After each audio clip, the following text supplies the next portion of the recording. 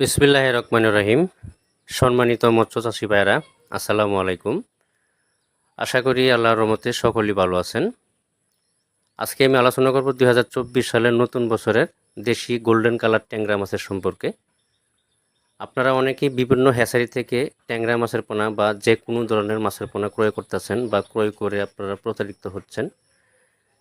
প্রতারিত কিভাবে হচ্ছেন? আপনারা যদি অর্ডার দেন কেজিতে 3000 লাইনের, আপনাদেরকে মাছ দিয়ে দিচ্ছে কেজিতে 5000 6000 লাইনের, বা মাছ দিয়ে দিচ্ছে ছোট, বা মাছ কম দিয়ে দিচ্ছে। এসব বিষয় থেকে, বা আপনারা যদি মাছ বায়না করেন মাছ নেওয়ার জন্য, আপনাদের বায়না মেরে দেয়।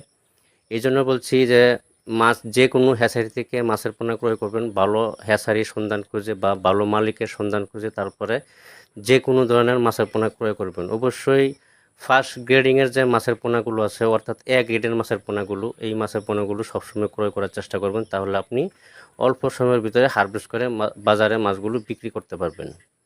তো শিং মাছ চাষ করার ক্ষেত্রে অবশ্যই আপনাকে প্রথমে তো উন্নত মানের পোনা ক্রয় করতে হবে। এক সাইজের বাছাই করা মা মাছ ক্রয় করতে হবে। এর কারণ হচ্ছে অন্য অন্য মাছের তুলনায় পুরুষ মাছ বড় থাকে এবং মা মাছ ছোটো থাকে, কিন্তু শিং মাছের ক্ষেত্রে কিন্তু মা মাছ বড় থাকে, পুরুষ মাছ ছোটো থাকে।